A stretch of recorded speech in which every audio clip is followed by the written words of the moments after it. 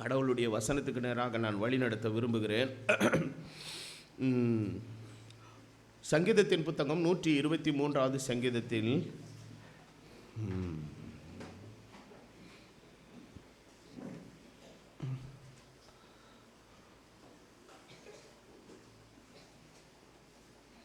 123 1லேருந்து வாசிக்கும்போது வசனம் சொல்லுகிறது, பரலோகத்தில் வாசமாய் இருக்கிறவரே, உம்மிடத்திற்கு என் கண்களை ஏறெடுக்கிறேன். இதோ வேலைக்காரரின் கண்கள் தங்கள் எஜமான்களின் கையை நோக்கி இருக்குமா போலவும், வேலைக்காரியின் கண்கள் தங்கள் எஜமாட்டியின் கையை நோக்கி இருக்குமா போலவும், எங்கள் தேவனாகிய கர்த்தர் எங்களுக்கு இரக்கம் செய்யும் வரைக்கும் எங்கள் கண்கள் அவரையே நோக்கி இருக்கிறது. எங்களுக்கு இறங்கும் கர்த்தாவே, எங்களுக்கு இறங்கும். நிந்தையால் மிகவும் நிறைந்திருக்கிறோம். சுகஜீவிகளுடைய நிந்தனையினாலும் அகங்காரிகளுடைய இகழ்ச்சியினாலும் எங்கள் ஆத்துமா மிகவும் நிறைந்திருக்கிறது. இன்னும் ஒரே ஒரு வசனத்தை நான் வாசிப்போம். 119வது சங்கீதம் 42வது வசனம்.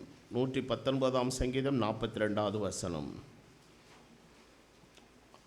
அப்பொழுது என்னை நிந்திக்கிறவனுக்கு உத்தரவு சொல்லுவேன், உம்முடைய வசனத்தை நம்பியிருக்கிறேன். இந்த மாலை நேரத்தில் உங்களோடு பேச விரும்புகிற கர்த்தருடைய நல்வார்த்தை, நிந்திக்கிறவனுக்கு நான் உத்தரவு சொல்லுவேன். எல்லாரும் சொல்லுங்கள், நிந்திக்கிறவனுக்கு நான் உத்தரவு சொல்லுவேன். I will answer to them that reproach me.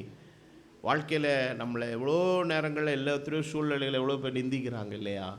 ஆனால் கர்த்தருடைய மனுஷன் அந்த நிந்தையை சுமந்தவன் சொல்கிறான், இன்றைக்கி நிந்திக்கிறது ஒன் டைம் நீ நிந்திக்கிற, ஆனால் ஒரு நாள் உனக்கு நான் பதில் சொல்லுவேங்கிறான். இந்த பதில் அவனிடத்திலிருந்தல்ல, அது கர்த்தரிடத்திலிருந்து வருகிற பதில். நாம் தலைவணங்கி ஜெபம் பண்ணுவோம். நல்ல பிதாவே, உம்முடைய கரத்தினாலே எங்களை நீர் தொட்டு ஆசீர்வதியும்.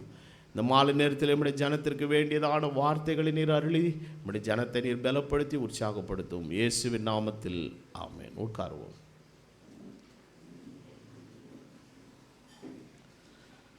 நான் வாசித்த இந்த வேத வசனத்தில் ஒரு இரக்கத்துக்காய் தேவனுடைய மனுஷன் ஜெபம் பண்ணுறான். கர்த்தாவே, எங்களுக்கு நீர் இறங்கும். அந்த இரக்கத்துக்கு காரணம் என்ன? இவன் நிந்தையால் நிறைந்திருக்கிறான். வாழ்க்கையில் நம்மளை முகத்துக்கு முகம் மனுஷர் பேசும்போது ஒரு மாதிரி பேசுகிறாங்க, ஆனால் பின்னால் எவ்வளோ நம்மளை நிந்திக்கிறாங்க. நம்முடைய வாழ்க்கையின் சூழ்நிலைகளை குறித்து அக்கறை உள்ளவர்களை விட நிந்திக்கிறவர்கள் அதிகமாக இருக்கிறார்கள். அப்போ இந்த நிந்தனைக்கு இயேசுவே விதிவிலக்கல்ல. நிந்திக்கிறவனுடைய நிந்தனைகள் என் மேல் என்ன செய்தது? விழுந்தது என்று எழுதியிருக்கிறபடி அவர் அநேக நிந்தைகளுக்குள்ளே, அவமானங்களுக்குள்ளே கடந்து போனார். இப்போ தேவனுடைய பிள்ளைகளாக இருக்கிற நாம் அநேக நேரங்களில் நிந்தைகளை சுமக்கும் போது நம்ம என்ன பண்ணுவோம் தெரியுமா? We try to prove it. நீ என்னை நிந்திக்கிற, ஆனால் அது மாதிரிலாம் ஒன்றும் கிடையாது அப்படின்னு சொல்லி we try to prove it. நான் என்ன சொல்லுகிறேன்? நிந்திக்கிறவனுக்கு பதிலை நாம் சொல்லணும்னா, சொல்கிறதுக்குன்னு தேவன் ஒரு நேரத்தை குறித்திருப்பார். அந்த நேரம் வரைக்கும் நம்ம காத்திருக்கணும். அநேக நேரங்களிலே நம்முடைய பொருளாதார சூழ்நிலை, பொருள் பெருகி இருக்கும்போது அதை தின்கிறவர்கள் என்ன செய்கிறாங்க? பெருகி இருக்கிறாங்க. மாதிரி வசதி வாய்ப்போடு இருந்தால் சுற்றி யாராவது வந்துக்கிட்டே இருப்பாங்க. நம்மளை ஃபோன் பண்ணியெல்லாம் கேட்பாங்க. ஆனால் நம்மக்கிட்ட ஒன்றுமே இல்லை அப்படின்னா ஒருத்தரும் நம்மளை என்ன பண்ணுறது இல்லைங்க, சீன்றது கிடையாது. இன்றைக்கி உலகத்தில் மனுஷன் இந்த அந்தஸ்து இதெல்லாம் பார்த்து மனிதாபிமானத்தின் அடிப்படையில் நம்ம என்ன வச்சுருக்குறோங்கிறத பார்த்து தான் நம்மளை ஒரு மாதிரி பார்க்குறாங்க. இப்படிப்பட்ட ஒரு மோசமான ஒரு சமூகத்துக்குள்ளே நம்ம வாழும் பொழுது தேவனுடைய பிள்ளைகளாக இருக்கிற நாம் அநேக நேரங்களில் அவமதிக்கப்படுகிறோம், புறக்கணிக்கப்படுகிறோம், நிந்திக்கப்படுகிறோம். சில நேரங்களிலே நமக்கு கிடைக்கிற மரியாதை கூட என்ன செய்ய மாட்டேங்குதுங்க, கிடைக்க மாட்டேங்குது. அதுதான் ஆண்டவர் அந்த நாட்களில் யாக்கோபு எழுதுகிற நிருபத்தில் அப்போஸ்தலர் எழுதும்போது சொல்லுகிறான், உங்கள் சபைக்கு வரும்போது நீங்கள் பாரபட்சம் பார்க்குறீங்க. எப்படி பார்க்குறீங்கன்னா, ஒருத்தன் மினுக்குள்ள வஸ்திரம் தரிச்சிட்டு வந்தான்னா அவனை வந்து மேலே உக்காருன்றீங்க. ஒருத்தன் ஒன்றும் இல்லாமல் ஒருத்தன் ஆன்னு இருந்தானா அவனை கீழே உக்காரு, என் பாதத்துக்கு கீழே உக்காருங்கிறீங்க. இப்படி உங்களுக்குள்ளே ரெண்டகம் பண்ணினீங்கன்னா இது என்ன இதுன்னு கேட்குறாரு அவர். யாக்கோபில் எழுதியிருக்கு. அப்போ தேவனுடைய ராஜ்யம் இப்படிப்பட்டது அல்ல. தேவனுடைய ராஜ்யம் எல்லாருக்கும் ஒரே விதமான நிலைமை என்ன செய்திருக்கிறது, கொடுத்துருக்குது. சிலர்லாம் கீழே உட்காந்துருக்குறாங்கன்னா சௌரியமாக கால் நீட்டுறதுக்காக உட்காந்துருக்குறாங்க. அதுக்காக அவங்களுக்கு சேரெல்லாம் யாரும் தரமாட்டேன்றதுக்கு இல்லை. அப்போது இன்றைக்கு தேவனுடைய ராஜ்யத்தில் கூட இந்த பிரச்சனைகள் என்ன செய்யுதுங்க இருக்குது.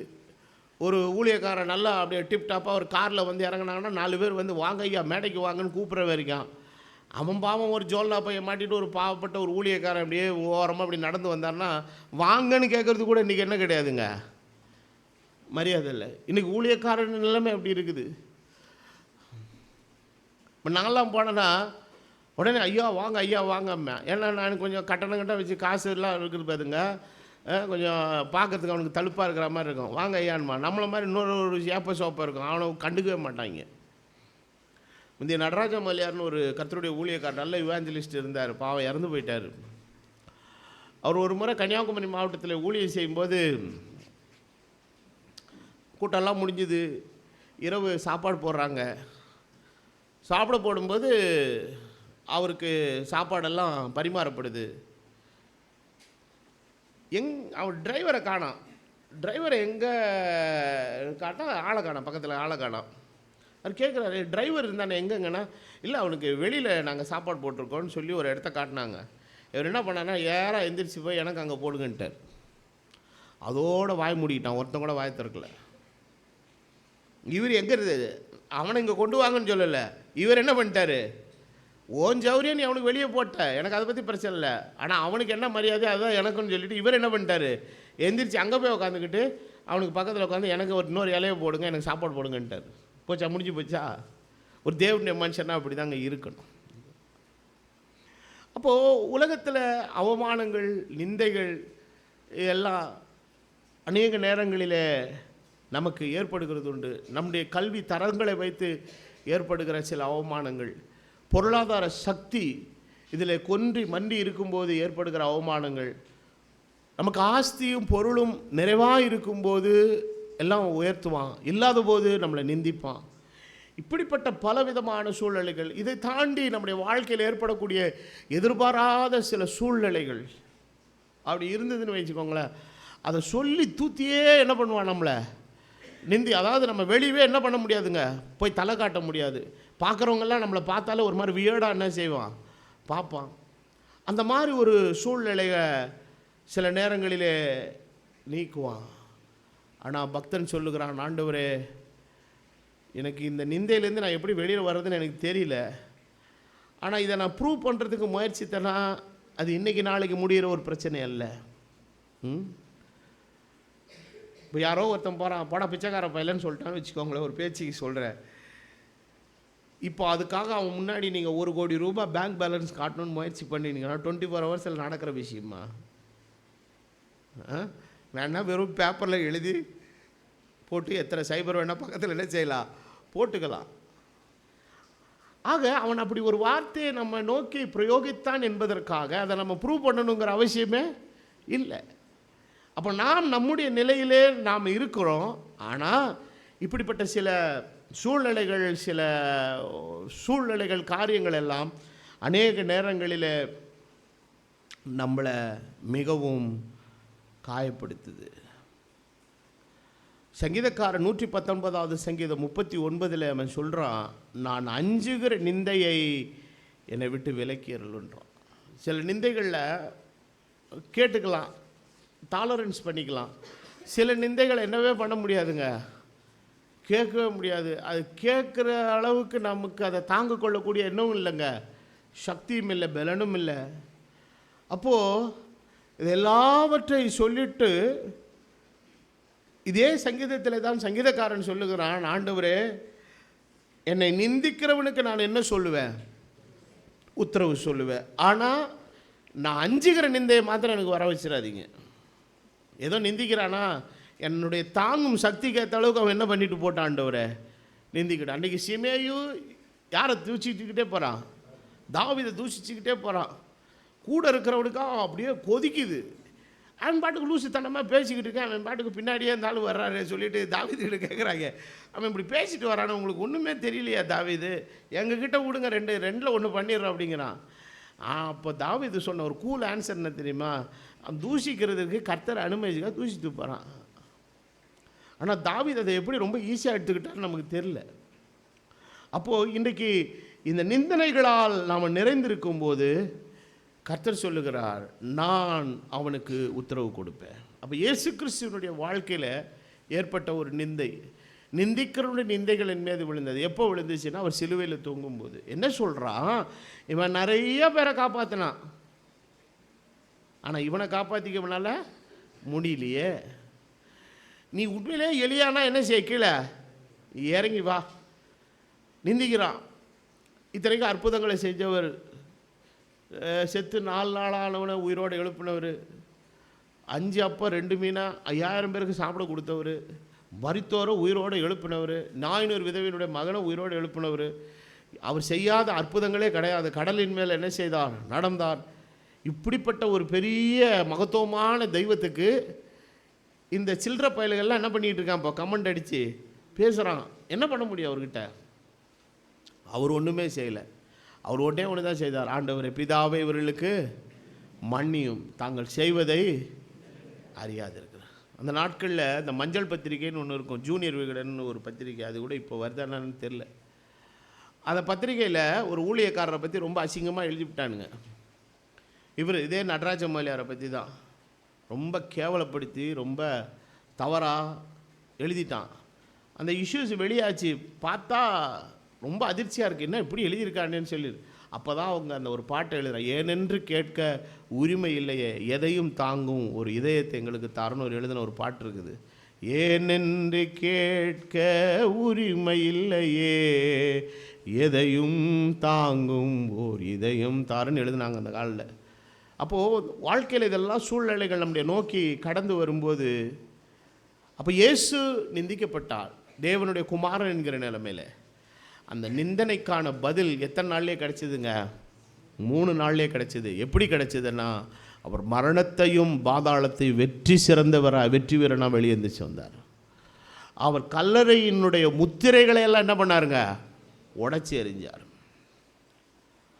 அப்போது இன்றைக்கி அந்த நிந்தைகள் நம்முடைய வாழ்க்கையை வந்து தாக்கும்போது நாம் அறிந்து கொள்ள வேண்டிய புரிந்து கொள்ள வேண்டிய ஒரே ஒரு காரியம், இந்த காரியத்தை காண பதிலை யார் தான் கொடுக்கணுங்க? ஆண்டவர் தரணும்.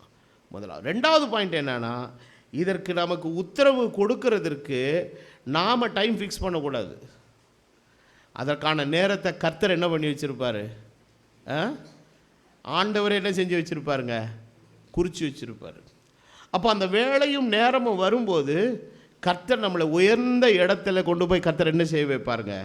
உட்கார. அந்த நிலையில தான் பக்தன் சொல்லுகிறான், வேலைக்காரனின் கண்கள் எஜமான்களை நோக்கி இருக்கிறது போல, வேலைக்காரிகளுடைய கண்கள் எஜமாட்டிகளை நோக்கி இருக்கிறது போல, கர்த்தர் எங்களுக்கு என்ன செய்கிற வரைக்கும். அப்போ இறக்கத்துக்காய் யாரை தேடி இருக்கிறாங்க? கர்த்தரை தேடுறாங்க. அப்போ நாம் எதையும் சில நேரங்களில் என்ன பண்ணுறோன்னா, இந்த நிந்தைகளுக்கு நம்ம அச்சப்பட்டுட்டு நாமளே ஏதாவது அவசர கதியாக ஒரு சொல்யூஷன் என்ன பண்ணிவிடுவோம், உண்டு பண்ண ட்ரை பண்ணிவிடுவோம். அது பெரிய சிக்கலாக நமக்கு மாறிடும். அப்போது இந்த நாட்களிலே நிறைய பேர் என்னென்னா, அவங்க என்ன இந்த முதல்ல இந்த மனசை விட்டு வெளியே போகணும். இந்த எண்ணம் என்னது, அவங்க என்ன சொல்லுவாங்க, எவன் என்னை பற்றி என்ன சொல்ல வேண்டிய அவசியம் என்ன இருக்குது? நான் ஒழுக்கக்கேடாக நடந்தால் என்னை யாராவது எதாவது சொல்லணும், நிச்சயமாக அதுக்கு நான் பயப்படணும். நான் ஒரு சமூகத்தில் ஒரு இடத்துல, நான் குடும்பத்துக்குள்ளே, ஒரு சமூகத்துக்குள்ளே, ஒரு சபைக்குள்ளே நல்ல மனிதனாய் வாழணும், சரியானதை பேசணும், சரியானதை செய்யணும், சரியானதை யோசிக்கணும், சரியானபடி ஒரு ஒழுக்கமான நேர்மையான மனிதனாக மாறணும். நான் தேவையில்லாத செஞ்சுட்டு யார் வாயிலும் என்ன செஞ்சிடக்கூடாதுங்க, விழக்கூடாது. இந்த ஒரு அச்சம் நம்ம எல்லாருக்குள்ளே எப்போ இருக்கணும். என்றைக்குமே நம்மளுடைய சுயமரியாதையின் கண்ணியத்தை நம்ம என்றைக்கு என்ன செய்யணுங்க, காத்துக்கணும். சுயமரியாதைங்கிறது பேண்ட் சட்டை போகிறது சுயமரியாதை கிடையாது. வாழ்கிற வாழ்க்கை ஒழுக்கமாக வாழணும், அதான் சுயமரியாதை. நம்ம வாழ வேண்டிய வாழ்க்கை ஒழுங்காக வாழ்ந்தோன்னா வர வேண்டிய மரியாதை தானாக என்ன செய்யுங்க, வரும். நீங்கள் இப்போ இந்த உலகத்தில் 2 விதமான நிலை இருக்குது. ஒரு மனுஷனுடைய நல் நடக்கையை பார்த்துட்டு புகழ்கிறதுன்னு ஒன்று இருக்குது. சிலர் புகழுங்களான்னு சொல்லி வம்பு பண்ணி புகழ வைக்கிறதுன்னு ஒன்று இருக்குது. பார்த்துருக்கீங்களா? அன்றைக்கி நான் சென்னையில் எங்கேயோ போயிட்டு ஏதோ ஒரு கல்யாணத்துக்கு போயிட்டு இப்படி ரிட்டர்ன், எத்தனை ஃப்ளெக்ஸ் பேனு. ஆனால் அப்துல் கலாம் இறந்து போயிட்டார். அவர் எத்தனை பேர் வால் போஸ்ட் வச்சான், எத்தனை பேர் ஃப்ளெக்ஸ் வச்சான்? ஒன்றுமே கிடையாது. நான் பார்த்தேன் அவர் இறந்த அன்னைக்கு எல்லா தெருக்களிலும் அவர் படத்தை வச்சு ஏதோ ஒரு விளக்க ஏற்றி வச்சுருந்தான். காரணம், அந்த நேர்மை எல்லாருடைய மனசில் ஒரு இடத்த பிடிச்சிச்சு. அப்போது சுயமரியாதைங்கிறது நீங்கள் அந்த பேண்ட்டு மாட்டுறது, சொக்கா மாட்டுறது இதிலெல்லாம் கிடையாது. அதெல்லாம் வேஸ்ட்டு. நம்முடைய வாழ்க்கை சுயமரியாதை நம்முடைய ஒழுக்கமான வாழ்க்கையிலும் நேர்மையிலும் பண்பிலும் தான் இருக்குது. புரியுதுங்களா? அப்போது இப்படிப்பட்ட ஒரு சூழ்நிலையில் அப்போது மரியாதை கொடுக்கணுங்கிறதுக்காக சில பில்டப்பை பண்ணுவாங்க. இங்கே தான் தப்பு நடக்குது. ஆமாம், ஏப்பா இங்கேயே இப்போ குழந்தைய படிக்க வையப்பா, பாவம் படம், இங்கே படித்தா என் பிள்ளைய பற்றி என்ன நினைப்பாங்க? அப்போ நீ எங்கே போய் படிக்க வைக்க போகிற? சந்திர மண்டலத்துலையா? தேவைக்கு கொண்டு போய் படிக்க வைக்கிறது தவறு இல்லை. அப்போது மனுஷர்கள் எல்லாம் என்ன, அவங்க என்ன சொல்லுவாங்க, அவங்க என்ன சொல்லுவாங்க, அவங்க என்ன சொல்லுவாங்க? பெரிய மண்டபமாக பார்த்து கல்யாணம் வைக்க போகிறேன், எவ்வளோ பேர் வருவாங்க? 5000 பேர் உட்காரலாம் உள்ள. சரி, நீ எத்தனை பத்திரிக்கை அடிச்சிருக்கிற? 1000 பத்திரிக்கை. 1000 பத்திரிக்கை அடிச்சிருக்க, எதுக்கு 5000 பேருக்கு? இல்லை எங்கள் வீட்டு பங்காளி பையனுக்கு நடந்துச்சுங்க, நான் செய்யலைன்னா என்ன ஒரு மாதிரி பேசுவாங்கங்க. இதுதான் மனுஷர் காணணும்னு சொல்கிற பகட்டுக்காக செய்கிற காரியங்கள். இதெல்லாம் வேஸ்ட்டுங்க. அதாவது நான் என்ன சொல்ல வரேன்னா, நம்மளை யாராவது என்ன பண்ணிடக்கூடாதான், ஒரு மாதிரி மட்டமாக பேசிடக்கூடாதுன்னு இவனே தேவையில்லாமல் எதை காட்ட ட்ரை பண்ணுறான். ஒரு தன்னிடத்தில் இல்லாத ஒன்றை இருப்பது போன்ற ஒரு பிம்பத்தை காட்ட முயற்சிக்கிறான். இது வேதத்தின் ஒழுங்குக்கு முற்றிலும் தவறானது. ஆனால் நம்முடைய நிந்தையை மாற்றுகிறவர் தெய்வம். நம்மளிடத்தில் எது இல்லையோ அதை ஏற்ற சமயத்தில் தேவன் தந்து, வேதம் சொல்லுகிறபடி நீங்கள் நினைப்பதற்கும் வேண்டுவதற்கும் மிகவும் அதிகமாய் நமக்கு செய்கிறவர் அல்லவா? அப்போது மனுஷர்கள் யாரும் நம்மளை போகணுங்கிறதுக்காக எப்படிப்பட்ட ஒரு விதமான தோற்றத்தையோ ஒரு பிம்பத்தையோ நம்ம காட்டி நம்ம ரொம்ப ஹைலி ப்ரெஸ்டீஜியஸ் பீப்புள் அப்படின்னு காட்டணும்னு ஒன்று அவசியமே இல்லை. அப்படி தேவையே இல்லை. ஆனால் தேவன் குறித்த வேளையும் நேரமும் வரும்போது கர்த்தர் நம்மளை எந்த இடத்துல கொண்டு போய் வைக்க முடியுமோ அந்த இடத்துல கர்த்தர் நம்மளை கொண்டு போய் வைத்து கனப்படுத்துவார். நான் அடிக்கடி மோபிபோசேத்தை நினைக்கிறது உண்டு. யோனத்தானுக்கு இருந்த ஒரு முடமான ஒரு குமாரன். அவனை எத்தனை பேர் ஊனம் முடம், நடக்க முடியாது, சவளப்பிள்ளை வீட்டில் கிடக்குது, எப்படி வேணால் சொல்லியிருக்கலாம். ஆனால் கர்த்தர் ஒரு நாள் அந்த பிள்ளையை கொண்டாந்து தாவீதோடு உட்கார்ந்து சாப்பிட்றதுக்கு ராஜ போஜனத்தில் கர்த்தர் ஒரு பங்கை நியமித்தார் இல்லையா? அது எத்தனை மேன்மையான ஒரு காரியம். எஸ்தர் ராஜாத்தி ஒரு குடும்பம், அற்பமான குடும்பம், ரொம்ப எளிமை நிலைமையில் இருந்தது தான். ஆனால் கர்த்தர் சித்த வச்சார். ஆகாஷ்வேருக்கு கர்த்தர் இரவா கொண்டு போய் வச்சாருங்க, ராஜாத்தியாக கொண்டு போய் உட்கார வச்சார்ல. அவரால் செய்ய முடியாத காரியம் ஒன்றுமில்லை. அப்போ தேவன் ஒரு மனுஷனை அவர் வைத்த அந்த வேளையும் நேரமும் வரும்போது, ஆனால் தேவன் சகலத்தையும் செய்ய வல்லவர். அவர் செய்ய நினைக்கிறது ஒன்று என்ன செய்யாது. பிளஸோ ஊழியத்தை உருவாக்கின பிரதர் ஸ்டான்லி வேலூரில் இருக்கார். ஒரு மிகப்பெரிய ஐஐடியில் இன்ஜினியரிங், ஆர்கிடெக்சரல் இன்ஜினியரிங் படித்த மனுஷன். ஒரு உலக பிரகாரமாக வெளிநாடுகளுக்கு போய் சம்பாதிக்கணும், எவ்வளோ சம்பாதிச்சிருக்கலாம். ஆனால் தன்னை மிஷினரி தியாக ஊழியத்திற்குன்னு ஒப்பு கொடுத்தாரு. அவர் சொன்ன ஒரு சாட்சியினுடைய சின்ன துணுக்கை நான் உங்களுக்கு சொல்கிறேன். வாழ்க்கையில் நிந்தைகள்லாம் எப்படி வருதுன்னு பாருங்கள். ஆனால் அந்த நிந்தையில் நம்ம எப்படி உறுதியாக இருக்கிறோங்கிறது தான் ரொம்ப முக்கியம். சில நம்மளை பார்த்தாலே தாப்பால் போடுவாங்க தெரியுமா? சில வீட்டுக்கு போய் உக்காந்த உடனே அப்போ எப்போ போக போகிறீங்கன்பேன். இப்போ தான் போய் உட்காந்துருப்போம். என்னப்போ உட்காந்து அவன் வீட்டில் இருக்கிற எல்லாத்தையும் திங்க போகிறது மாதிரி. அப்போது ஒரு முறை அவர் படித்து கொண்டிருந்த மர்காஷியஸ் பள்ளியிலே அவர் school people leader, class people லீடராக இருக்கிறாரு. அன்னைக்கு ஸ்கூலில் எஸ்கேஷன் போகிறாங்க. 2 ரூபா தான். எவ்வளோ? 2 ரூபா. திரைக்கு ஒரு school people leader, class people leader, கொடுக்க காசு இல்லை. அம்மாகிட்ட கேட்டார், காசு இல்லைப்பான்ட்டாங்க அவங்க அம்மா.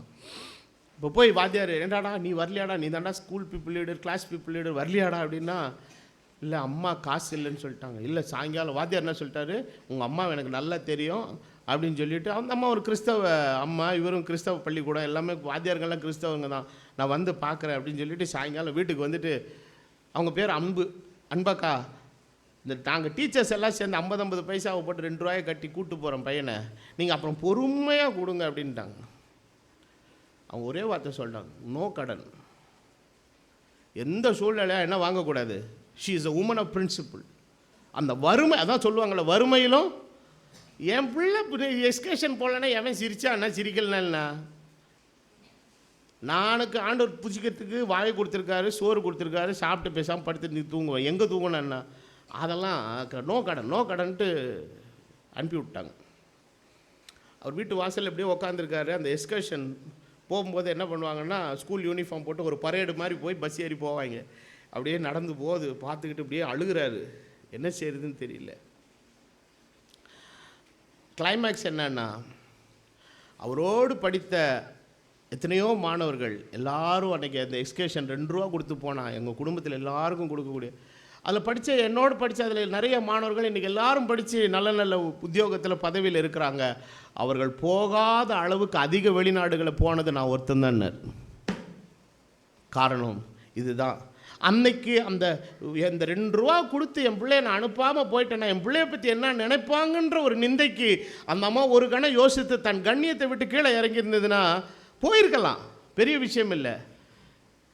நாளைக்கு என்ன சொல்லுவான், டேய் நாங்கள்லாம் காசு போட்டு தாண்டா நீ எஸ்கேஷன் போனன்னு சொல்லுவானா இல்லையா? வாழ்க்கையில் இந்த பிரின்சிபிள் வேணுங்க. எங்கள் அப்பா அடிக்கடி சொல்லுவார், சோறு இருக்குதா தின்னுடே, சோறு இல்லையா வவுத்தில் சிலுவையை போட்டு படுத்துக்கோ, சும்மா படுக்காத எதுவும் போட்டுக்கோ, சிலுவை படுத்து, ஏன்னா சிலுவை எல்லாத்தையும் பார்த்துக்கோ. ஒரு நாள் எங்கேயும் போகக்கூடாது, யார்கிட்ட எதையும் கேட்கக்கூடாது. உனக்கு எது வேணுமா ஆண்டவர்கிட்ட கேடு, ஆண்டவர் தருவார். எல்லாத்துக்கும் எங்கள் அப்பா ஒரே பதில் தான் வச்சுருப்பார், ஏதாவது போய் கேட்டால் ஜெபம் பண்ணுன்னுவார். இது எங்களுக்கு சொல்ல தெரியாதா? ஆனால் உண்மையிலே அந்த விசுவாசம் தான் எல்லா காரியத்தையும் எனக்கு என்ன செய்து கொடுத்தது, கற்றுக் கொடுத்து. இன்றைக்கி அதே பாடம் தான் இவங்களுக்கும் வந்து, எப்பா ஜெபம் பண்ணு, ஃபீஸ் கட்டணுமா ஜெபம் பண்ணு, ட்ரெஸ்ஸு வேணுமா ஜெபம் பண்ணு, ஷூ வேணுமா ஜெபம் பண்ணு, எல்லாத்துக்கும் ஜெபம் பண்ணு. பரத்திலிருந்து ஒன்று கொடுக்கப்படாவிட்டால் ஒருவனும்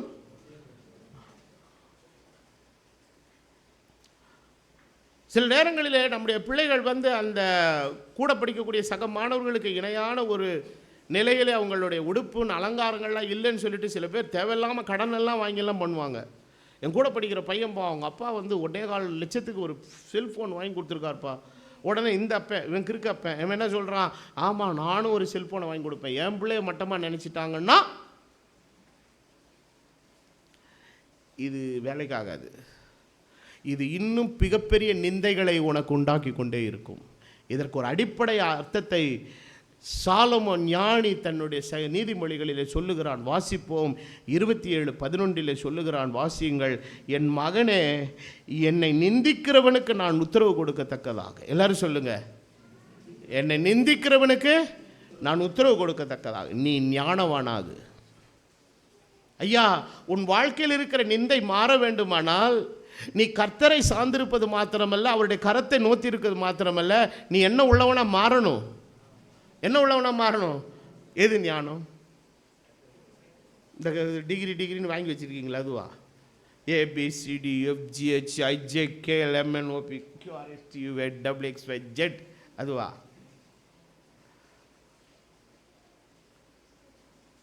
அதெல்லாம் கிடையாது. அது ஞானமே கிடையாது.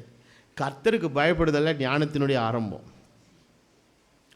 தேவனுடைய நன்மையும் பிரியும் அவருடைய பரிபூர்ண சித்தத்துக்கு ஒப்பு கொடுத்து வாழ்கிற ஒரு வாழ்க்கை இருக்குது அல்லவா, இதுதான் மெய்யான ஞானம். இந்த ஞானம் என்ன பண்ணுன்னா பெரிய ஆசீர்வாதத்தை கொண்டு வரும். அந்த காலத்தில் இலக்கியத்தில் ஒரு வரி எழுதியிருப்பாங்க, தன் மகனை சான்றோன் என கேட்ட தாய் அப்படின்னு ஒரு வரி வரும். அது எந்த இலக்கியம்னு எனக்கு தெரியல. அப்போது உண்மையான சந்தோஷம் எதில் இருக்குது? என் பிள்ளை எப்படி இருக்கா? டிசிப்ளினாக இருக்கிறான். போருக்கு யுத்தத்துக்கு போனால் இவன் என்ன காட்டக்கூடாது? புறமுதுகு காட்டக்கூடாது. நெஞ்ச நிமிர்ந்து என்ன செய்யணும்? யுத்தத்தில் ஒரு பையன் இறந்து போயிட்டான்னா அந்த தாய்க்கு முதல்ல தாய் தகப்பனுக்கு வீட்டுக்கு அனௌன்ஸ்மெண்ட் கொடுப்பாங்க, இது மாதிரி உங்கள் பிள்ளை வந்து யுத்தத்தில் இறந்து போச்சுன்னு. அந்த தகப்பனும் தாய் அந்த காலத்தில் ஓடி எதை பார்ப்பாங்களாம், முதல்ல அம்பு வந்து முதுகு வழியாக பாஞ்சிருக்கா நெஞ்சில் கூடி பாஞ்சிருக்கான்னு. அப்போ முதுகில் கூடி பாஞ்சதுன்னா என்ன அர்த்தம், இவன் கோலை இந்த பையன் என்ன பண்ணிட்டு வந்திருக்கான், பயந்துட்டு வந்திருக்கான்னு அர்த்தம். நெஞ்சில் கூடி பாஞ்சதுன்னா உண்மையிலே வீராதி வீரன். அப்போது அதை பார்த்துட்டு பரவாயில்ல, நம்ம இந்த யுத்தத்தில் நமக்காக நம்ம தேசத்துக்காக இவன் என்ன பண்ணியிருக்கிறான், நெஞ்ச நிமிர்ந்து நின்று இருக்கான்னு சந்தோஷப்படுவாங்களாம். பக்தன் சொல்கிறான், ஐயா நீ ஞானவானாகு, என்னை நிந்திக்கிறவனுக்கு நான் என்ன சொல்லுவேன், உத்தரவு சொல்லுவேன். இந்த இடத்துல உட்கார்ந்துருக்கிற ஒவ்வொருவருக்கும் நான் சொல்லுகிறேன், பிள்ளைகளுக்கு குறிப்பாக சொல்லுகிறேன், உங்கள் வாழ்க்கை சூழ்நிலை, உங்களுடைய பொருளாதார பின்புலம், உங்களுடைய படிப்பு, இதை வச்சு எத்தனை பேர் குடும்பத்தில் உள்ளவர்களை காயப்படுத்தி வேதனைப்படுத்தி இருந்தாலும் அவர்களுக்கான உத்தரவை ஒரு நாள் உங்கள் பெற்றோர் அவர்களுக்கு மற்றவர்களுக்கு சொல்ல வேண்டுமானால் கர்த்தர் இந்த மத்தியான வேளையில் சொல்கிற ஒரு ஆலோசனை, நீ ஞானமுள்ளவனாகி கர்த்தருக்கு பயப்படுவனாய் மாறு. அப்போ கர்த்தருக்கு பயப்படுகிற பயம் மிகுந்த நன்மைகளை ஆசீர்வாதங்களை நம்முடைய ஜீவியத்தில் என்ன செய்யும், கொண்டு வந்து சேர்க்கும். அப்போ நிந்திக்கிறவனுக்கு நான் உத்தரவு சொல்லணும்னு சொல்லிட்டு நாமளே எதையாவது பண்ணி, நாமளே ஏதாவது முயற்சித்து, நாமளே ஏதாவது ஃபேப்ரிகேட் பண்ணி முயற்சித்து நம்மளை வந்து, எங்கள் பாட்டி சொல்லுவாங்க, சிலர் இந்த சாப்பிடுவாங்கள்ல அந்த காலத்தில், வாழை இலையில் சாப்பிடுவாங்க பாருங்களேன், சாப்பிட்டுட்டு இலையை வெளியே கொண்டு எறிவாங்க. இப்போ தான் நம்ம வந்து டஸ்ட்பின் அது இதெல்லாம் வந்துருச்சு, அப்போ ரோட்டில் இப்படி வந்து அப்படி தூக்கி போட்டு போயிடுவோம். அப்போது சில பேர் இந்த வீம்பு பிடிச்ச பயிலுக்கு சில பேர் என்ன பண்ணுவாங்களாம், அந்த வாழை இலையில் போடுறதுக்கு முன்னாடி விளக்கெண்ணெய் ஒரு 4 சொட்டு ஒட்டி தடவிடுவாங்களாம். அது விளக்கெண்ணெய் தடவிட்டிங்கன்னா எப்படி இருக்கும், பளபளன்னு இருக்கும். அதாவது என்னன்னா நெய்யாக சாப்பிட்டான்னு அவனுக்கு தெரியணுமா. யார், எதிர் வீட்டில் இருக்கிறவனுக்கு இவன் எப்படி சாப்பிட்டாலா, நெய்யாக சாப்பிட்டான்னு எதிர் வீட்டில் பக்கத்து வீட்டில் தெரியணுன்ட்டு எதை போடுவானா, விளக்கெண்ணெயை தடவி போடுவானா. எனக்கு புரியலைங்க. விளக்கெண்ணெய் விளக்கில் ஊற்று, நெய்யை கொடுத்தா வயிற்றில் ஊற்று, ஒன்றும் இல்லை தண்ணியை குடிச்சிட்டு படுத்துக்கோ. எதுக்கு தேவையில்லாத காரியங்கள். என்னன்னா நம்மளை 4 பேர், இப்போ எல்லாரும் இந்த வார்த்தை திரும்ப திரும்ப 4 பேர் என்ன சொல்லுவான், அந்த 4 பேர் இன்னும் யாருன்னே தெரியல நிறைய பேருக்கு. அந்த 4 பேர் இருக்கும்போது சொல்கிறவே இல்லை, போனதுக்கப்புறம் சொல்கிறவே. பாடையை தூக்கிட்டு போகிறான்ல, முன்னாடி ஒருத்தன், இங்கிட்டு ஒருத்தன். கிறிஸ்தவனாக இருந்தால் 6 பேரும் சொல்லணும். பெட்டிக்கு முன்னால் 2, பின்னால் 2, நடுவில் 2. ஏன்னா பெட்டிக்கெல்லாம் 6 பேர் இல்லை, பெட்டியோடு சேர்த்து கீழே விழுத்துருவாங்க 4 பேர் போகலாம். அப்போ கிறிஸ்தவங்கள்லாம் அந்த பழமொழி எப்படி தான் சொல்லணும், நான் 6 பேர் என்ன சொல்லுவான். அந்த ஆண்டவர் அறியாதவன் பாடையில் போகிறவன் என்ன சொல்லட்டும், 4 பேர் என்ன சொல்லுவா, அந்த 4 பேர் என்ன சொல்லுவான், நல்ல மனுஷன்டா, நல்ல தனவான்ப்பா, நல்லா வாழ்ந்தார்ப்பா, 4 பேருக்கு நன்மை செய்ய வம்பா போயிட்டான்ப்பா அப்படின்னு சொல்லணும். அப்படி தான் நினைக்கிறான். ஆனால் சில பேர் என்ன பண்ணா, அண்ணா ஆட்டம் போட்டான் தெரியுமா, மேலே பற்றியே கம்முன்னு படுத்துருக்கான் அப்படின்னு சொல்லிக்கிட்டு நம்மளை திட்டிக்கிட்டே கொண்டு போய் என்ன செய்யக்கூடாது, வைக்கக்கூடாது அப்படின்னு சொல்ல வராங்க. அருமையான கர்த்தருடைய பிள்ளைகளே, பக்தன் சொல்லுகிறான், எனக்கு நன்மை கிழக்கிலும் இருந்தும் அல்ல மேற்கிலும் இருந்தும் அல்ல, வானத்தின் பூமி உண்டாக்கின கர்த்தரிடத்திலிருந்து எனக்கு ஒத்தாசை வரும்.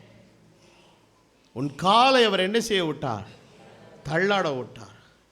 ஒருத்தன் வீடு கட்டுறான், பாருங்க ஐயோ, மக்களுடைய புத்திகளுடைய சப்ஸ்டாண்டர்ட் திங்கிங் எப்படி இருக்குதுன்னு கேட்டிங்கன்னா, வீடு கட்டி அஸ்திபாரம் போட்டு எழுப்பிக்கிட்டே இருக்கான். கூப்பிட்டு கொத்தனார், சீப் கொத்தனார், அந்த எதிர் வீட்டில் இருக்கான் பாரு, எத்தனை அடி போட்டிருக்கான், அதை அளந்துட்டு வான்னா.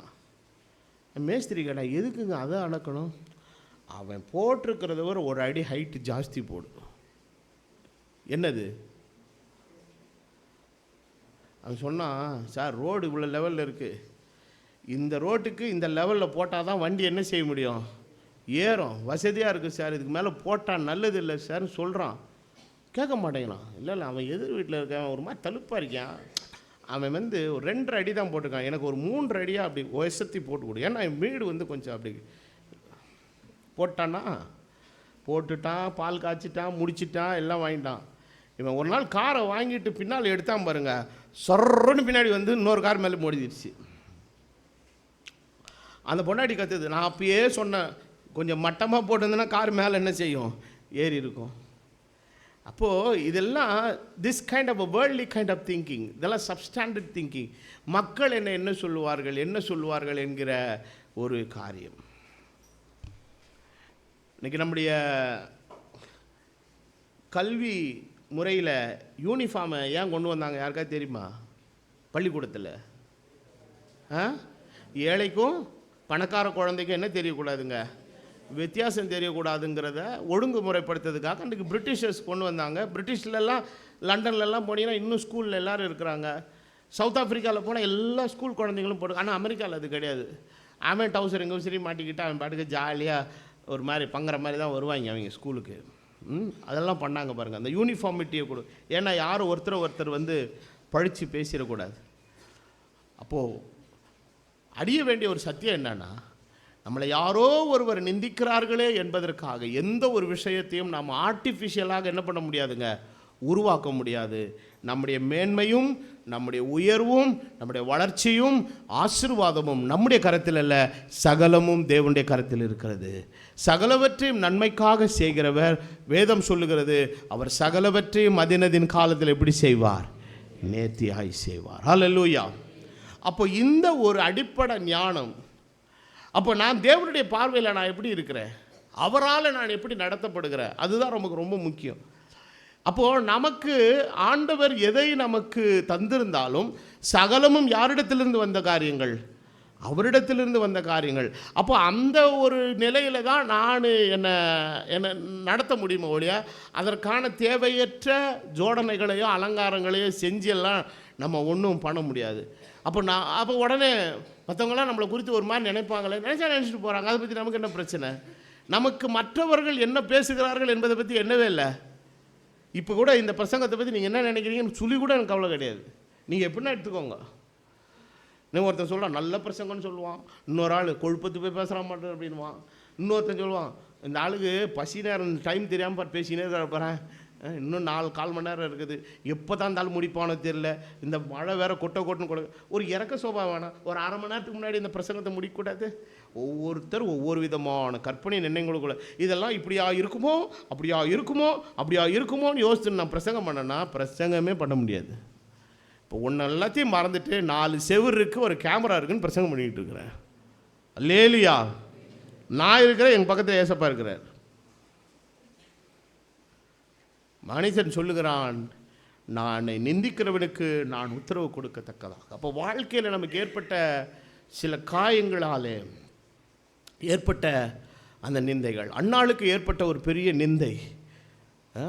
கூட இருந்த எல்கானாவுடைய இன்னொரு வைஃப் என்ன பண்ணுறா, ரொம்ப இன்சல்ட் பண்ணிக்கிட்டே இருக்கா. அவளுக்கு வேறு என்ன பண்ணுறதுனே தெரியல. எங்கே போய் கடையிலையா வாங்க முடியும்? இப்போ வீட்டில் இருக்கிறது ஆளுக்கு யாரோ ஒருத்தர் வேறு ஒரு ட்ரெஸ் இல்லை பாரு, இந்த பையனுக்கு ஒரு நல்ல ட்ரெஸ் இல்லைன்னு சொன்னால் பக்கத்துலேயாவது கடனை வாங்கி ஒரு ட்ரெஸ்ஸை வாங்கிட்டு வந்துடலாம். இந்த பையனுக்கிட்ட ஒரு பிள்ளையே இல்லை பாருன்னா, பிள்ளைய போய் எங்கே வாங்குவீங்க நீங்கள்? கடையிலேயே விற்கிது. நான் தான் அடிக்கடி சொல்லுவேன், குரோம்பேட்டில் எல்லாமே கிடைக்குங்க. பாத்திரம், நகை, பட்டு சேலை, பிரியாணி, கேட்ரரு எல்லாமே இருக்கும். பொண்ணும் மாப்பிள்ளையும் தான் கிடைக்கல. அதையும் விற்கிற ஒரு கடை, பொண்ணு மாப்பிள்ளை கடை அப்படின்னு ஒன்று போட்டால் நம்ம தான் ஆரம்பிக்கணும். இப்போ போனால் திருமண தகவல் மையம் கூட வச்சுருக்கேன் குரோம்பேட்டில். எது இல்லை, பொண்ணு மாப்பிள்ளை கடை, குழந்தைகள் கடைன்னு போட்டிருந்தானா அதுவும் சேர்த்து வாங்கிடலாம். அப்புறம் கல்யாணம் பண்ணிக்க போகிறவனுக்கு என்னெல்லாம் கிடைக்குமோ அது, அப்புறம் கல்யாணம் பண்ணதுக்கப்புறம் என்ன வேணுமோ அதுக்கும் கடை வச்சுருக்கான். அப்புறம் பெற்று போட்டதுக்கும் வச்சுருக்கான். ஃபஸ்ட்டு பார்ன், அப்புறம் லாஸ்ட்டு பார்ன், மிடில் பார்ன், எல்லாத்துக்கும் கடை வச்சுருக்கான். எல்லாம், அதாவது இன்னும் சொல்ல போனோன்னா கட்டையில் போகிற வரைக்கும் என்ன வேணுமோ எல்லாமே இருக்குது. இங்கிட்டு திரும்பி பார்த்தீங்கன்னா ஆம்புலன்ஸ் ரெடி அப்படின்னு இருக்கும். அப்படியே கொஞ்சம் தூரம் ஒரு 4 கடை தள்ளிட்டு இப்படி திருப்பி பார்த்தீங்கன்னா இங்கே சவப்பெட்டி செய்து கொடுக்கப்படும். எல்லாமே இருக்குது. கேட்ரிங்லேருந்து, குழந்தைக்கு வாங்குகிற துணியிலேருந்து, சவப்பெட்டியிலேருந்து, கீழே விழுந்தா தூக்கின்னு போகிறதுக்கு, போனதுக்கப்புறம் தூக்கிட்டு வர்றதுக்கு, வெள்ளை வண்டி, கருப்பு வண்டி எல்லாம் வச்சுருக்கான். அதனால தான் ஆண்டவர் சொன்னார், பிள்ளைகள் கர்த்தரால் வருகிற சுதந்திரம், அதை அவர் தான் தர முடியும். இதை உணர்ந்து கொண்ட மனுஷன், இப்போ உலகம் என்ன சொல்லும், உனக்கு தான் வயசாகிடுச்சுல, சீக்கிரம் ஒரு பிள்ளையை தத்து எடுத்துக்கலாம்ல. ஒரு ஷார்ட்கட் ரூட் சொல்லுது. ஒரு குழந்தைய என்ன பண்ணலாமே, தத்து எடுத்துக்கலாமே, ஒரு குழந்தைய நீ எடுத்துக்கலாமே, அடாப்ட் பண்ணிக்கலாமே அப்படின்னு சொல்லுவோம். அது கூட யோசனை நல்லது மாதிரி தான் தெரியுது. அப்புறம் இல்லைன்னா இன்னொரு வாடகை தாய் மூலமாக குழந்தைய எடுத்துக்கலாம், அப்படி ஒரு ஐடியா கொடுக்கும். ஆனால் கர்த்தரை நம்புகிறவன் நோ செகண்ட் ஆப்ஷன், கர்த்தர் வைத்த ஆப்ஷன் படி எனக்கு கிடைச்சா கிடைக்கட்டும், இல்லைன்னா விட்டுட்டோம் அப்படின்னு உறுதியான. அப்போ அன்னாளுக்கு ஏற்பட்ட நிந்தை அப்படி தான், என்ன பண்ணுறதுனே தெரில. ஒரு நாள் நேராக விறுவிறுன்னு ஆலயத்துக்கு போனான். அவள் பாட்டுக்கு அவளுக்கு சத்தமாக கூட ஜெபம் வரல, அந்த அளவுக்கு அவளுடைய இருதயம் துக்கத்தினால் நிறைந்திருந்தது. அழுகிறான். இந்த பாஸ்டராக அவன் கிழட்டு லூஸு, அவன் கண்ணு வேற தெரியல இந்த கிழவனுக்கு. அவ பார்த்துட்டு என்ன சொன்னான்னு, குடிச்சிட்டு வந்திருக்கியோ. அவள் பாவம் ஒரு வியாகலத்தில் ஒரு பொம்பளை கத்துது. பாஸ்டர் என்ன சொல்கிறான், நீ தண்ணி கிண்ணி போட்டு வந்திருக்கியா அப்படின்னு கேட்குறான். அவன் சொல்கிறான், நான் தண்ணியெல்லாம் போடலையா, நான் மனக்லேசத்தினால நிறைந்திருக்கிறேன். அவள் அழுதுட்டு வேதவசனம் அடுத்த பாயிண்ட் தான் ரொம்ப முக்கியம். பின்பு அவள் துக்கமுகமாய் காணப்படவில்லை. காரணம், அந்த ஜெபத்தை கர்த்தர் கேட்டு நிந்தையை நீக்கிட்டாருங்கிற உறுதி அவளுக்குள்ளே வந்துருச்சு. அவள் போகும்போது எப்படி போகிறான்னா, அவள் பின்பு என்னவா காணப்படலை, துக்கமுகமாய் காணப்படலை. ஏன்னா முதல்ல ஹஸ்பண்டுக்கிட்ட எக்ஸ்பிரஸ் பண்ணி பார்க்குறான். அவன் அதுக்கு மேலே லூஸு, கோயிலில் உட்காந்துருக்கிறது லூஸு, அவன் இதுக்கு புருஷன் அதுக்கு மேலே லூஸு. அவன் என்ன சொல்கிறான், நான் இருக்கிறேன்ல அப்படிங்கிறான். நீ இருந்தால் எப்படியா, நீ எப்படி பிள்ளையாக முடியும்? நான் 7 பிள்ளைகளுக்கு சமானம் அல்லவா, என்னெல்லாம் ஒரு ஆளாக கன்சிடர் பண்ண வேண்டியதானே அப்படின்னு இவன் என்னோ பண்ணி ஒய்ஃபை கம்ஃபர்ட் பண்ணுன்னு நினைக்கிறான். ஒன்றும் எடுபடல. இவன் பார்த்தா இது ஒன்றும் சரிப்பட்டு வராது. நேராக போகிறவர்கிட்ட போயிடுவோம், ஊற்ற வேண்டியவர்கிட்ட ஊற்றிடுவோம், நிச்சயமாக பதில் வரும். அவள் எப்படி வந்தான்னு கேட்டிங்கன்னா, அந்த நிந்தையிலிருந்து தான் விடுதலை பெறுவதற்கு அவள் வெறும் மன்றாட்டை மாத்திரம் செய்யலை, ஒரு பொருத்தனையோடு கூட வர. ஆண்டவரே, நீர் எனக்கு ஒரு பிள்ளை நீர் தருவீரானால் நான் அந்த பிள்ளை உங்களுடைய ஆலயத்தில் கொண்டு வந்து உங்களுடைய வேலைக்காக நான் விடுறேன்ற பொருத்தனை. வேதத்தில் நீங்கள் சரியாக படிச்சிங்கன்னா வில் பி வெரி ஷாக்ட். என்ன சொல்லியிருக்கிற வசனம், பிள்ளை பால் மறந்த பின்பு. பிள்ளை எப்போங்க பால் மறக்கும்? அதிகபட்சம் போனால் 1.5 வயசு 2 வயசுங்க, பால் மறந்துடுங்க. 2 வயசு குழந்தைய அந்த கிழவனை நம்பி கொடுத்த உட்காந்துருக்கிற பொம்பளையே ஜோம் பண்ணுதா, அது என்ன பண்ணுதுன்னே யாருக்கு தெரியல. இந்த கிழவனுக்கு தெரியல. அது அந்த ஆள் முடிவார மொக்கையாக இருக்குது, ஏலி. அப்படியேப்பட்ட ஒரு ஆளுக்கிட்ட கொண்டு போய் இந்த பிள்ளைய கொண்டு போய் விட்டுட்டு வர்றான். ஆனால் கர்த்தர் அந்த பிள்ளையோட கூட பேசினார் இல்லையா? அப்போது தேவன் நிந்தைகளுக்கு மாற்றுதலுக்கு ஒரே பதில், கர்த்தரிடத்திலிருந்து வர்ற பதில் ஒன்று தான். இப்படி நம்ம சொல்லணும்னா நிறைய காரியங்கள் என்ன பண்ணலாம், சொல்லிக்கிட்டே போகலாம். இது ஆபிரகாமுடைய வாழ்க்கையில் என்ன செய்தது, நடந்தது. ஆகாரு அவள் பிள்ளைத்தாச்சி ஆனவொன்னே அவள் யார் இன்சல்ட் பண்ணி பார்க்குறா, சாராள் இன்சல்ட் பண்ணி பார்க்குறா. முதல்ல சொல்லிட்டா, இவ்வளோ வீட்டை விட்டு துரத்துன்ட்டான். ஆபிரகாம் எந்த அளவுக்கு தேவனுக்கு கீழ்ப்படுகிறார், அதே அளவு பொண்டாட்டி பேச்சும் கீழ்ப்படுவார். நல்லா படிச்சிங்கன்னா. அதனால தான் அந்த ஆளுக்கு புரிஞ்சிருச்சு. பலியிட போகும்போது மாத்திரம் பொண்டாட்டிக்கிட்ட சொல்லாமல் கூப்பிட்டு போயிட்டார். யாரை பலியிட போகிறோம், பலியிட போகிறோன்னு சொல்லியிருப்பார்.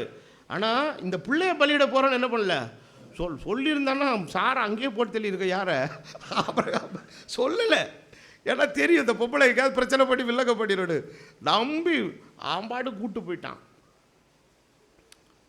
ஆனால் கர்த்தர் ஆகாரை சந்தித்து சொல்ல, ஒழுங்காக போய் அடங்கிரு, ரொம்ப ஆடாத அப்படிங்கிறார். அருமையான கர்த்தருடைய பிள்ளைகளே, இப்படி வேதத்தில் நீங்கள் படித்தீர்களானால் ஏகப்பட்ட காரியங்கள். இந்த யாக்கோபு ஓவர் லவ் பண்ணி ஒருத்திய கல்யாணம் பண்ண நினச்சா மாற்றி கொடுத்துட்டாங்க. சரி மாறி போச்சோன்னு சொல்லி அப்புறம் அடுத்த ஒரு 10 வருஷம் பண்ணி அதை கல்யாணம் பண்ணாம பாருங்க. கடைசியில் என்ன இல்லை அந்த பிள்ளைக்கு, தேவனுடைய திட்டங்கள் என்னன்னு புரியாது. அந்த லேயாள் கிட்ட ஒரு விலையேற பெற்ற பிள்ளைகள்லாம் பிறக்கிறதுக்கு கர்த்தர் தான் என்ன செய்தாருங்க. ஆமாம், அது ஆனால் அதுக்கிட்ட, ஆனால் இவள் அழகாக இருக்கிறா, ஆனால் அவளுக்குள்ள ஒரு நிந்தை இருக்குது. இப்படி வேதத்தில் தங்கள் வாழ்க்கையில் நிந்தைகளை சந்தித்த எத்தனையோ மனுஷரை குறித்து பார்க்கிறோம். ஆனால் அவர்கள் எல்லாரும் கர்த்தருடைய பலத்தினால் ஞானவானானார்கள். இந்த கால வேளையில் நமக்கு ஒரு ஞானம் தேவை. எந்த ஞானம் தெரியுமா? கர்த்தரிடத்திலிருந்து வருகிற ஞானம். எல்லோரும் சொல்லுங்கள், கர்த்தரிடத்திலிருந்து வர. So don't try to fabricate the things. அப்போ சின்ன பிள்ளைகளுக்கெல்லாம் நான் ஒன்று சொல்கிறேன், உங்கள் பக்கத்தில் படிக்கிற பையன், உங்கள் கூட இருக்கிற பையன் என்ன உடுத்திருக்கிறான், அவன் என்ன செய்கிறான், அவன் என்ன வச்சுருக்கான், இதை காம்படிட் பண்ணி எனக்கு இதை வாங்கி கொடு, அதை வாங்கி கொடு, அவனை மாதிரி எனக்கு பை வாங்கி கொடுலாம் தெரியல. உங்கள் அப்பா அம்மா கிட்ட சொல்லு, உங்களால் என்ன முடியுமோ அதை எனக்கு வாங்கித்தாங்க. ஆனால் இது கர்த்தர் எப்படி ஆக்குவார்னா, நீ வாங்குறவனா இல்லை, அநேகருக்கு கொடுக்குறவனா கர்த்தர் ஒரு நாளில் ஒன்றை மாற்றுவார். ஆமென். ஆபிரகாமை கர்த்தர் ஆசீர்வதிக்கும் போது அப்படி தான் சொன்னார். நீ அநேக வெளியே வரும்போது எப்படி வந்தான்? தகப்பன் வீட்டை விட்டு வெளியே வரும்போது அள்ளிட்டு அப்படியே தூக்கிட்டு வந்தான். நான் ஒன்றும் கிடையாது. வெளியே வரும்போது ஒன்றும் இல்லாமல் தான் வந்தான். ஆனால் வர்ற வழியில் தான் கர்த்தர் அவனுக்கு எல்லா காரியத்தையும் கொடுத்தார். அவனை ஆசீர்வதித்தார், அவனை சீமானாக்கினார். ஆண்டவர் கடைசியில் ஒரு வார்த்தை டிக்ளேர் பண்ணார், நீ அநேக ஜாதிகளுக்கு கடன் கொடுப்பாய், நீ என்ன பண்ண மாட்டேன்னாரு. இன்னைக்கு அந்த வார்த்தையை கர்த்தர் இன்ன வரைக்கும் யூதர்கள் மத்தியில் நிறைவேற்றியிருக்கிறாரா இல்லையா?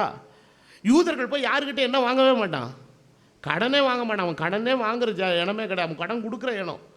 அதனால தான் ஹிட்லருக்கு கோபம் வந்துச்சு. யூதர்கள் மேலே கோபம் வந்து அவர்களை கொல்லுகிறதற்கான அந்த மூர்க்க எண்ணம் ஹிட்லருக்குள்ளே வந்தது. அந்த சரித்திரத்தில் எழுதியிருக்கிறது. எந்த ஒரு யூதனும் வேறு ஒரு, அவன் இருந்தது டென்மார்க் என்று நினைக்கிறேன், அந்த தேசத்தில் உள்ள குடிமக்கள் யாரை பார்த்தாலும் ஒரு யூதன் கேட்கக்கூடிய முதல் கேள்வி, என்னிடத்தில் வாங்கின கடன் என்ன ஆயிற்று? நான் சொல்கிறது புரியுதா புரியலையா? இதை நம்ம ஊரில் உட்காந்துக்காங்க பாருங்க, மார்வாடிங்க. மார்வாடியெல்லாம் தூக்கிட்டா என்ன ஆகும்? பாவத்துக்கு கஷ்டப்பட்ட நிலையில் இருக்கிற மக்களுக்கெல்லாம் ரொம்ப கஷ்டம். அங்கே போய் பேங்க்கில் போய் கேட்டால் அவன் கால் மேலே காலை போட்டு அந்த பேப்பரை கொண்டா, இந்த பேப்பரை கொண்டா. அந்த பேப்பர் ஒன்றுமே அவங்ககிட்ட இருக்காது, கேட்குறவங்ககிட்ட இருக்காது. ஆனால் இல்லாத நம்மக்கிட்ட எல்லா பேப்பரும் கேட்பான். அந்த பேப்பர்லாம் கொடுத்தீங்கன்னா தான் நாங்கள் உங்களுக்கு என்ன கொடுப்போம். அதுக்கு உதவுறதுக்கு தான் இந்த மார்வாடிங்க குண்டு குண்டாக உட்காந்துருக்குறானுங்க அங்கே கல்லால். அந்த மாதிரி அந்த காலத்தில் யூதர்கள் எல்லாம் அப்படி தான். யார் கடன் கேட்டாலும் என்ன செய்வான், கொடுப்பான். ஆனால் வழியில் பார்த்துட்டானா என்ன வாங்கின காசு என்னாச்சுன்னு கேட்பான். அவ்வளோ கரால் பேர் வழி. அப்போ ஆண்டவர் அவளை சொல்ல, நீ கடன் வாங்க மாட்டேன், நீ அநேக ஜாதிகளுக்கு என்ன கொடுப்ப, கடன் கொடுப்பேன்னாரு. அப்போது தேவன் இஸ்ரவேலின் தேசத்தின் மேல் இருந்த நிந்தை, ஒரு காலகட்டத்தில் எல்லாம் பாபிலோன் பிடிக்கப்பட்டு பாபிலோனுடைய சிறையிருப்புக்குள்ளே போன காலங்களில் எல்லாம் என்ன ஆச்சு, அந்த இஸ்ரவேலுங்கிற நாடு தன்னுடைய பொழிவை அழகை என்ன செஞ்சிருச்சிங்க, என்னதான் பெரிய கர்த்தர் தந்த தேசம் ஆச்சு பூச்சி, நீங்கள் இந்த போச்சு இல்லை, ஒன்றும் இல்லை, தேவாலயம் இடிக்கப்பட்டாயிற்று, பட்டணம் தீக்கரையாச்சு, உங்கள் ஜனங்கள்லாம் சிறைப்பட்டு போயிட்டாங்க, என்ன பெரிய இது அப்படின்னு எல்லாரும் வெளியில் இருக்கிறவெல்லாம் பேச ஆரம்பிச்சுட்டான். நெகேமியாவால் பொறுத்து கொள்ள முடியல. அவன் தலையில் மண்ணை போட்டு அடிச்சுக்கிட்டு அழுகுற, ஆண்டவரே இந்த நிந்தை எங்களை விட்டு என்ன செய்தாகணும், நீ நீக்கி அருளும், நாங்களும் எங்கள் பிதாக்களும் விரோதமாக என்ன செய்த ஆண்டவரே பாவம். சில நிந்தைகள் நம்முடைய குற்றங்களால் வருகிற நிந்தைகள். இதற்கு ஒரே வழி கர்த்தரிடத்தில் மனம் திரும்பி கர்த்தரிடத்தில் சேர்வது ஒன்று தான். ஆண்டவரே இந்த நிந்தையை நாங்கள் சுமப்பதற்கு காரணம் எங்களுடைய அவிசுவாசத்தினாலே நாங்கள் செய்த பிழைகள், குற்றங்கள். ஆண்டவரே எங்களை நீ மறுபடியுமாய் எங்களை உயிர்ப்பியும் என்று கர்த்தரிடத்தில் கேட்கும்போது கர்த்தர் எல்லாவற்றையும் மாற்றுவார். அதுதான் நான் இன்றைக்கு நாளில் செய்தியிலே நான் ஒரு நாள் பேசும்பொழுது நான் சொன்னேன், God never allowed his people to build a temple in Babylon. பாபிலோனில் 70 வருஷம் சிறையிருப்பில் இருந்த காலத்தில் கர்த்தர் பாபிலோன்லேயே என்ன கட்ட அனுமதிக்கலை, ஒரு ஆலயம் கட்ட அனுமதிக்கலை. ஏன்னா அங்கே ஒவ்வொரு இஸ்ரவேலனுக்குள்ளும் இருக்கிற ஒரு பெரிய பெருமிதமும் ஒரு என்ன சொல்கிறது, ஒரு கெத்துன்னு சொல்லுவாங்கள்ல, அது என்னன்னு கேட்டிங்கன்னா, எங்களுக்கு என்ன இருக்குது எருசலேமில் ஒரு ஆலயம் இருக்கிறது, அந்த ஆலயத்தில் தேவன் வாசம் பண்ணார், அந்த ஆலயமே நீங்கள் தரமட்டமாயிடுச்சு. அதுக்காக ஆல்டர்னேட்டிவ் ஏதாவது பண்ணிக்கலாமா? அப்படிலாம் கிடையாது. ஒரு நாள் கர்த்தர் எங்களை இந்த தேசத்துக்கு கொண்டு போக வைப்பார். அந்த இடத்துல அன்னைக்கு ஒரு பக்தன் சொல்லுகிறான் அல்லவா, நீ சகலவற்றை என்ன செய்வாய், தாவீதினிடத்தில் சொல்லுகிறான், நீ சகலவற்றை என்ன செய்வாய், திருப்பிக் கொள்வாய். நான் மாதிரி இழந்து போன எல்லாவற்றையும், ஒரு சில நேரங்களில் நிராயுத பாணி மாதிரி ஆயிட்டாங்க அந்த ஜனங்க, ஒன்றுமே பண்ண முடியல, 70 வருஷம் மாட்டிக்கிட்டான் உள்ள. ஆனாலும் உத்தம பரிசுத்தவான்களுடைய ஜெபம் தொடர்ந்து தேவனுடைய சமூகத்தில் ஏறெடுக்கப்பட்டு கொண்டே வந்தது. சாத்ராக்கு ஜெபித்தான், நெகேமியா ஜெபித்தான், எல்லாரும் ஜெபித்தார்கள். அன்றைக்கு தானியேலுக்கு விரோதமாய் அவர்கள் சட்டம் இயற்றப்பட்டது என்றாலும் சொல்லுது, அவன் ஜன்னலை திறந்து வச்சுட்டு ஜெபம் பண்ணான். Because his focus was correct. அவன் ஜெபத்துக்கான பதில் எங்கே இருந்து வருங்கிற அந்த டைரக்ஷன் அவனுக்கு கரெக்டாக என்ன செஞ்சிருந்ததுங்க, தெரிந்தது. அவன் யாருக்கும் பயப்படல, அவன் ஜன்னல் திறந்து வச்சுட்டு ஜெபம் பண்ண, ஆண்டவரே இஸ்ரவேலின் தேவனே நீர் எங்களுக்கு உதவி செய்யும் என்று சொல்லி. ஆனால் அந்த 70 ஆண்டுகளில் கர்த்தர் ஒரு நாளும் ஆல்டர்னேட்டிவ் பிளான் அவங்களுக்கு கொடுக்கவே இல்லை. அவர்கள் எந்த தேசத்தை விட்டு வந்தார்களோ அதே தேசத்தில் கர்த்தர் கொண்டு போய் அவர்களை நிலைநிற்க வைத்தார். வளரி செடிகளில் கிண்ணறத்தை வச்சுட்டு உடனே நெக்கல் பண்ணுறானுங்க வந்து, உங்கள் ஊர் பாட்டை எங்களுக்கு கொஞ்சம் பாட, உங்கள் ஊர் பாட்டா இங்கே கொஞ்சம் பாட. அவன் சொல்கிறான், எங்கள் ஊர் பாட்டை உங்கள் ஊரில் பாட மாட்டோம், எங்கள் ஊர் பாட்டை நான் எங்கே தானே பாடுவோம், எங்கள் ஊரில் தான் பாடுவோம் என்று சொல்லிட்டு அவன் சொல்லுகிறான், எருசலேமே நான் உன்னை மறந்தால் என் வலதுகரம் தன் தொழிலை என்ன செய்வதாக, மறப்பதாக. கர்த்தர் தாம் குறித்த நேரம் வந்தபோது இஸ்ரவேலின் மேல் இருந்த நிந்தையை கர்த்தர் மாற்றி தேசத்தையும் எழுப்பினார், பட்டணத்தையும் நிலைப்படுத்தினார், ஆலயத்தை கர்த்தர் மறுபடி எழுப்பி நிற்க வைத்தார். யார் மூலமாக நிற்க வச்சா தெரியுமா? யார் அடுத்து பாபிலோனிய ராஜா போய் அடுத்து பெர்ஷியா ராஜா வந்தான், பேரேஸ். வேதத்தில் நீங்கள் வாசித்தீர்களானால் வசனம் சொல்லுகிறது, கர்த்தர் தேவனுடைய ஆலயத்தை கட்டுகிறது, கர்த்தர் அவனுடைய இருதயத்தை என்ன செய்தாரா, ஏவினார். ஒரு ராஜா நிந்தைக்கு காரணமாக இருந்தால் நிந்தையை மாற்றத்துக்கு கர்த்தர் அதே புறஜாதி ராஜாவே கர்த்தர் பயன்படுத்துகிறார். காரணம், பரிசுத்தவான்கள் பாபிலோனிலே ஏறெடுத்த ஜெபங்கள் வீணாய் போகவில்லை. நிந்தைகள் மாறுவதற்கு ஒரே வழி, உன் முழங்கால் யுத்தம் ஒன்று தான். நீயே ட்ரை பண்ணிவிட்டு ஏதாவது பண்ணணும், அப்படியே ஃபேப்ரிகேட் பண்ணணும். இந்த அன்றைக்கி ஒரு நாள் நான் இதுக்கு ஏற்கனவே உங்களுக்கு சொல்லியிருக்கேன் என்னன்னு தெரியல. ஒரு அம்மா பாவம் போல் வந்து என்னமோ அது என்ன பெட்டி சொல்லிச்சே, என்னமோ ஒரு பேர் சொல்லி கேட்டுதுங்க. அந்த பெட்டியை வந்து அந்த இவன் வந்து திறந்து காட்டினான்.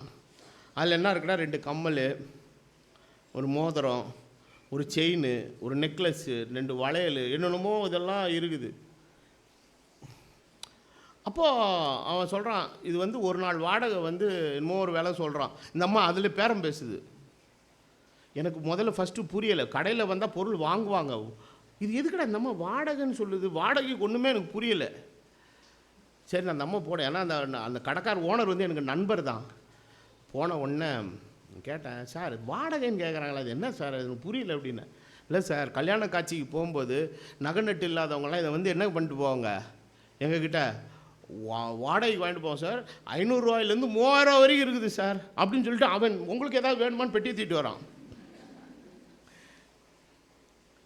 உன்னை எவன் கேட்டான், உனக்கு போக முடியல, பேசாமல் வீட்டில் இரு. நான் தான் அடிக்கடி சொல்லுவேன். சிலர் திடீர்னு பார்த்துட்டு சொல்லுவேன், சாரிங்க உங்கள் கல்யாணத்துக்கு எனக்கு உங்களை கூப்பிட முடியாமல் போயிடுச்சிங்கன்னு. நான் சொல்லுவேன், நீ கூப்பிட்டா சந்தோஷம், கூப்பிடலையா ரொம்ப சந்தோஷம். நீ கூப்பிட்டா சந்தோஷம், நீ கூப்பிடலையா ரொம்ப சந்தோஷம். என் பிரயாண நேரம் மிச்சம், என் பெட்ரோல் காசு மிச்சம், உனக்கு செய்ய வேண்டிய மொய் காசு மிச்சம். நல்லா இருப்ப, நீ கொடுக்காத வரைக்கும் சேமம், நீ நல்லா இரு எங்கே இருந்தாலும். யார் கேட்டா? இல்லைங்க, யாராவது ஏதாவது சொல்லிவிட்டாங்கன்னா. சரி, நீ இப்படி ஒரு காட்சியை பார்த்துட்டு ஒரு நாள் நான் மெட்ராஸுக்கு போகிறேன், கோட் சூட் வாடகைக்கு கிடைக்குன்னு போட்டிருந்தேன். இது கோட் சூட் வாடகைக்கு கிடைக்கு. நான் கேட்டேன், இது எதுக்கிட்டா அப்படின்னு கேட்டால், அது மாதிரி யாராவது வாங்கிட்டு போவாங்களாம்.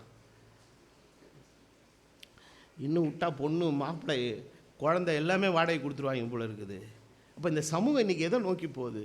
அப்போ தன்னை எதை வச்சு காண்பிக்க முயற்சிக்குது? நான் என்னுடைய வருத்தம் அதுதான் அதற்கு பின்னாலே. அருமையான கர்த்தருடைய பிள்ளையே, உலகம் இப்படிப்பட்ட ஒரு மாயைக்குள்ளும் வசீகரத்துக்குள்ளும் தவறான காரியங்களுக்குள்ளே இருக்க. நாம் எப்போ இருக்க வேண்டிய அவசியம் இல்லைங்க. கர்த்தர் உனக்கு என்ன தந்திருக்கிறாரோ அதை அயன் பண்ணிவிட்டு ட்ரிம்மாக போய் அதுக்காக கேன மாதிரி நிற்கக்கூடாது. நல்லா ஷேவ் பண்ணிவிட்டு நல்லா சாப்பிட்டு அப்படி போய் அப்படி என்ன செய்யுங்க, கொடுத்துருக்குற ஒரு சட்டையானாலும் வேஷ்டி ஆனாலும் நல்லா சுத்தமாக துவைச்சி அப்படியே கிறிஸ்டல் கிளியராக கட்டிட்டு போய் கம்பீரமாக நின்று கர்த்தாவே உமக்கு ஸ்தோத்திரம் சொல்லுங்கள், பரம சேனின் திரளையும் முன்னால் வரும். என்ன இப்படி கேட்குறீங்க வசனத்தை? இந்த மாதிரி கேட்டால் நிந்த போகவே போகாது. நீங்கள் நிந்த போகிற ஆள் மாதிரி கேட்கலையப்பா. உங்களுக்கு எல்லாம் என்ன தெரியுமா, எப்போ முடிப்பேன், எப்போ வீட்டுக்கு போவோம், கொலையில் எண்ணத்தை கொட்டுவோம். அதுதான் இப்போ யோனமாக இருக்குது. நான் நிந்த போகிறதுக்கு பேசிக்கிட்டு இருக்கேன், நீ கொட்டுறதுக்கு பேசிக்கிட்டு இருக்கிற. அருமையான கர்த்தருடைய பிள்ளைய, வாழ்க்கையில் நம்ம சந்திக்கிற காரியங்கள் எல்லாரும் இந்த ராத்திரி வேளையில் சொல்லுங்க, ஆண்டவரே நான் நிந்திக்கிறவனுக்கு நான் உத்தரவு சொல்லுகிற காலத்தை நீர் என் வாழ்க்கையில் வைத்திருக்கிறேன். அதாவது சொல்லுவாங்க அன்கண்ட்ரோல்டு ஸ்பீச்சுன்னு சில வார்த்தைகளை ரொம்ப இடோடமாக விட்டுருவானுங்க. ஆனால் கர்த்தர் நம்மளை மாற்றுவார். அதை ஆண்டவர் செய்கிற அந்த ரியாலிட்டி எப்படி இருக்குன்னு கேட்டிங்கன்னா, நம்மளை நிந்தித்தவனுடைய வீட்டு வாசலில் கர்த்தர் நம்மளை கொண்டு போய் நிற்க வச்சு அவனுக்கு உதவி செய்கிற அளவுக்கு கர்த்தர் நம்மளை மாற்றுவார். அதெல்லாம் என் வாழ்க்கையில் நான் பார்த்துருக்குறேன். நான் யோசிக்கிறேன், என்ன ஆட்டம் ஆடினா என்னத்தை கண்டானுங்க, ஒன்றுமே கிடைக்கல. அவன் இருக்கிற நிலைமையை பார்த்தா அவன் பேசுறதெல்லாம் மறந்து போச்சு. பாவி இப்படி இந்த நிலைமைக்கு என்ன செஞ்சிட்டானே, மோசக்காடாயிட்டானே. கடைசியில் ஆண்டவர் மிஞ்சி அவன் உடம்புல எதை வச்சிருக்கிறாருன்னா உயிரை மாத்திரம் வச்சிருக்கிறார், அவ்வளோதான். Apart from that he lost every thing. ஆனால் பேசும்போது என்ன பேசுகிறோம் ஏது பேசுகிறோம் என்ன பண்ணுறது கிடையாது, யோசிக்கிறது கிடையாது. அருமையான கர்த்தருடைய பிள்ளைகளே, நம்ம மற்றவர்களை என்னெல்லாம் நம்ம செய்கிறோமோ கடைசியில் அது நமக்கு ரிப்பீட் ஆயிரும். அதனால் நம்ம மற்றவர்களை குறித்து கருத்து சொல்லும் பொழுது, காரியங்களை சொல்லும்போது அலட்சியப்படுத்தி, குறைவுபடுத்தி, மட்டுப்படுத்தி, நிந்தித்து, அவமரியாதையான வார்த்தைகளை தயவுசெய்து என்ன செய்யாதீங்க, பயன்படுத்தாதீங்க. வேதம் சொல்லுகிறது, நிந்திக்கிறவனுக்கு நான் ஒரு நாள் என்ன சொல்லுவேன், உத்தரவு சொல்லுவேன். இன்றைக்கி யாராவது ஒருத்தர் உங்களை நிந்தித்து அவமானப்படுத்திட்டுலாம் உங்களை காயப்படுத்தியிருந்தாங்கன்னா சொல்லுங்கள், ஆண்டவரே எனக்கு உத்தரவு சொல்லுகிற ஒரு காலத்தை நீர் எனக்காக வைத்திருக்கிறீர், அந்த நாளுக்காக காத்திருக்கிறேன், அதுவரைக்கும் எனக்கு பொறுமையையும் நிதானத்தையும் தந்து நான் ஞானவானாகி ஜெயம்பெறடீர் எனக்கு உதவி செய்யும் என்று சொல்லி கர்த்தருடைய சமூகத்தில் நம்ம எல்லாரும் மன்றாடி ஜெபிப்போம். கர்த்தர் தாம் இந்த வேத வாக்கியங்களை ஆசீர்வதிப்பாராக.